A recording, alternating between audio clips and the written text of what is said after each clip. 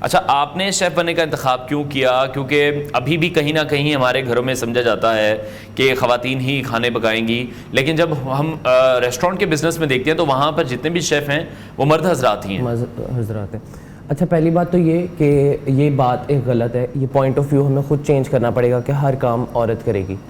مردوں کو پراپر جو گھرداری ہے اس میں حصہ لینا چاہیے میرے پوائنٹ آف ویو سے، اور یہ سنت بھی ہے ہمارے پیارے حضرت محمد صلی اللہ علیہ وسلم کی کہ گھر کے کاموں میں عورتوں کا ہاتھ بٹایا جائے.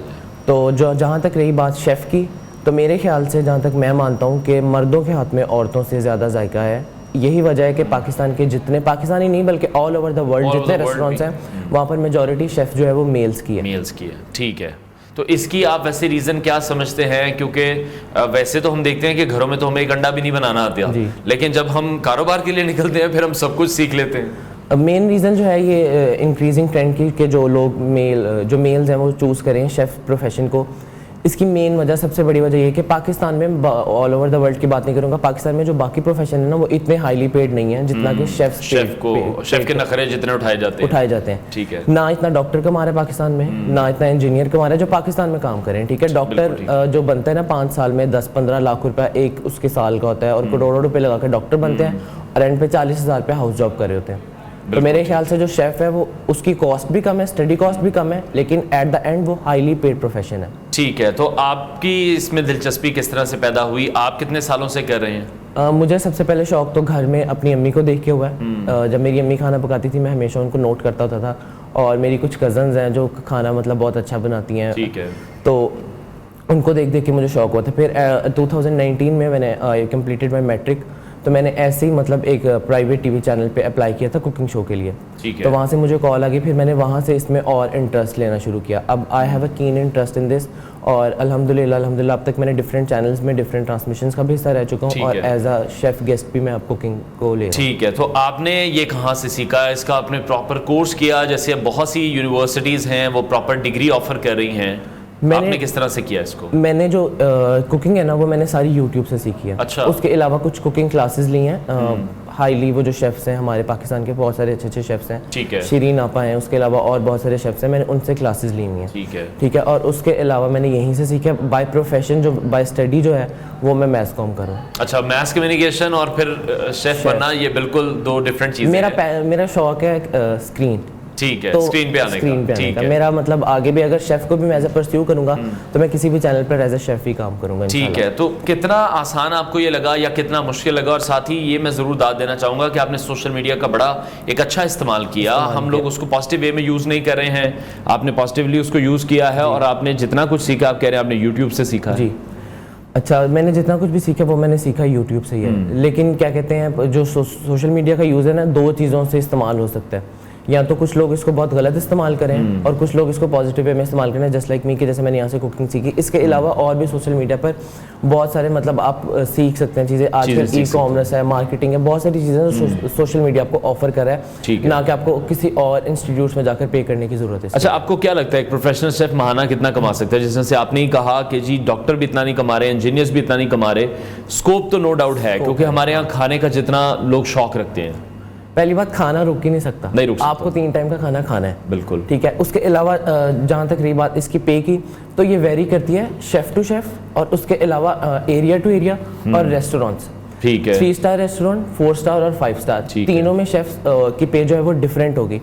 جو میرے خیال سے جو فرسٹ اسٹیج کا شیف ہوتا ہے نا وہ بھی 40 سے 50 ہزار سے شروع کرتا ہے. ٹھیک ہے. اس کے علاوہ اگر آپ ٹورزم والے کنٹریز میں چلیں گے، جیسے لائک مالدیوز، ملیشیا، انڈونیشیا، اس سائڈ پہ پاکستان کے شیفس کام کر رہے ہیں جو کہ لاکھوں میں ارن کر رہے ہیں. اس کے علاوہ پاکستان میں جو ہمارے ہوٹلز ہیں، اچھے 5 اسٹار ہوٹلز ہیں، وہاں پر بھی جو شیفس کی پے ہے وہ 6 ڈیجٹ سے بھی زیادہ ہے. اور جو بہت اچھے ہیں لائک اس میں جو ہے مطلب ملین تک بھی ارن کرتے چلے جاتی ہیں. ٹھیک ہے، تو آپ کو کس طرح سے لگتا ہے، جیسے آپ بتا رہے ہیں کہ ظاہری بات ہے اس میں پیسے بھی بہت زیادہ اچھے ہیں، اور یہ اس چیز پر بھی ڈیپینڈ کرتا ہے کہ آپ کی اسپیشلٹی کیا ہے. اسپیشلٹی بھی کیا ہے اور ایکسپیرینس میٹر کرتا ہے. ٹھیک ہے. ڈفرینٹ ہوٹلز میں ڈفرینٹ کوزین سرو کی جاتی ہیں، تو آپ کو اسی کوزین میں اگر آپ جا رہے ہیں تو اس میں اسپیشلٹی ہونا بہت ضروری ہے، یہ میٹر کرتی ہے. اگر آپ ایک اٹالین شیف ہے تو آپ اس ہوٹل کی اٹالین کوزین میں ہی کام کر سکتے ہیں، آپ کو وہ پاکستان یا پھر انڈین یا کوئی اور کوزین میں مطلب کام نہیں کرنے دیں گے. ٹھیک ہے.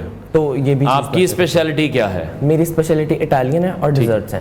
ڈیزرٹس ہیں اور ڈیزرٹس ہم یہ میں آج ٹیبل پر بھی دیکھ رہے ہیں, بنا کے لایا ہوں. نیو یارک بنانا پڈنگ ہے یہ. نیو یارک بنانا پڈنگ ہے یہ امریکہ کے ایک بہت فیمس کیفے میں سرو کی جاتی ہے اور یہ سیم وہی ریسیپی میں نے فالو کی ہوئی ہے. اچھا جی, تو یہ آپ کی ایکسپرٹیز آپ بتا رہے ہیں کہ اٹالین ہے اور ایک ڈیزرٹس ہے.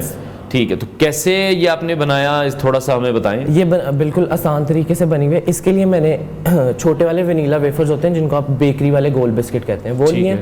اس کے بعد میں نے وپڈ کریم لی تھی. وپڈ کریم کے اندر ہم نے ونیلا پڈنگ جو ہوتی ہے نا اس کو کنڈینس ملک میں بنا کے سیٹ ہونے کے لیے رکھنا ہے. جس ٹائم وہ سیٹ ہوگی پھر ہم اس کو وپڈ کریم میں ڈالیں گے, مکس کریں گے اور بنانا اور ونیلا کے جو ویفرز ہوں گے اس کے ساتھ لیئر کر کے سیٹ کر دیں گے. اچھا, یعنی کہ کوئی اتنا مشکل نہیں ہے, آسان ہے. اور آپ نے ابھی کہیں سوشل میڈیا پر کوئی پلیٹ فارم ایسا بنایا جہاں پر آپ لوگوں کو بھی گائیڈ کر رہے ہو, کچھ اپنی ویڈیوز ڈال رہے ہو؟ میرا انسٹاگرام پہ پیج ہے کچن کریشنز کے نام سے. ٹھیک ہے, جہاں پر میں ہوم شیف کا کام کرتا ہوں رمضان میں صرف. ٹھیک ہے, ٹھیک ہے, تو وہاں پر میں آن اینڈ آف پوسٹنگ وغیرہ کرتا رہتا ہوں. اس کے علاوہ ڈفرینٹ چینلز پہ میں نے کوکنگ شوز کافی زیادہ کیے ہیں. ٹھیک ہے. اچھا, صرف رمضان میں پھر آپ یہ سروسز دے رہے ہیں, پورے سال میں پھر صرف میس کمیونیکیشن پر فوکس ہے, لیکن مشکل ہو جاتا ہے اور پورے سال میں مینیج کرنا. ٹھیک ہے. اچھا, کیا پھر آپ کے فیوچر کے کیا پلانز ہیں؟ اپنا ریسٹورینٹ کھولنا ہے, انٹرنیشنلی جانا ہے, کیا کرنا ہے؟ انشاءاللہ پلان تو یہی ہے کہ پاکستانی انڈسٹری میں کام کرنا ہے. ٹھیک ہے. اس کے علاوہ let's see what God has written for me.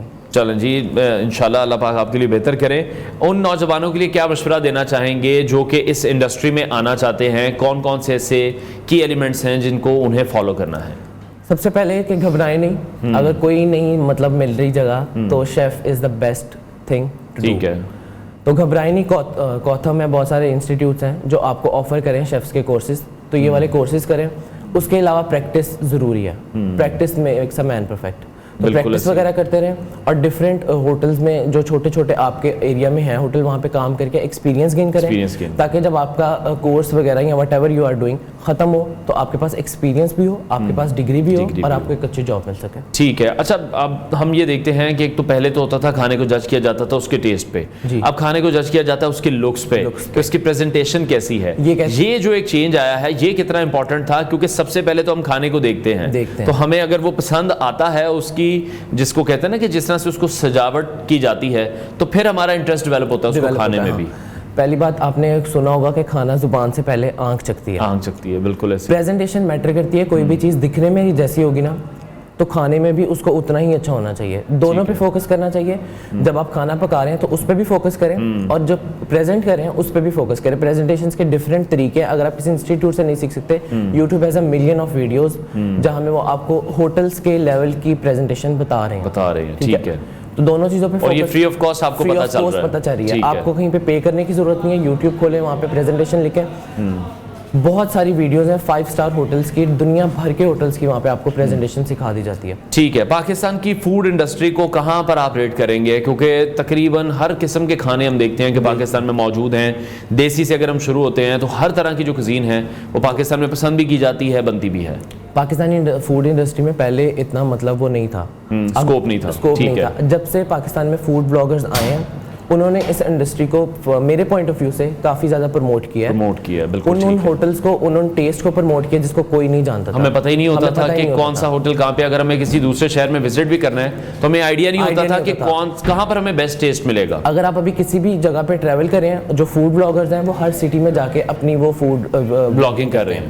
آپ یوٹیوب پہ لکھیں گے کہ میں اس شہر کا اچھا کھانا ہو تو فوڈ بلاگرز کے آنیسٹ ریویوز کے ساتھ جو ہے وہ آپ کو ویڈیوز مل جائیں گی. تو میرے خیال سے پاکستان کی فوڈ انڈسٹری گرو کری ہے, نہ کہ صرف پاکستان میں بلکہ جو فوڈ بلاگرز ہیں وہ پوری دنیا میں پاکستان کے ذائقوں کو انٹروڈیوس کر رہے ہیں. بہت سے ایسے ہم نے دیکھا کہ جو فارنرز ہیں وہ آئے ہیں, انہوں نے اپنا ایکسپیرینس شیئر کیا ہے, پاکستان کے کھانے کو انہوں نے پسند کیا اور اس کو پروموٹ بھی کیا ہے آن دیئر پلیٹ فارمز.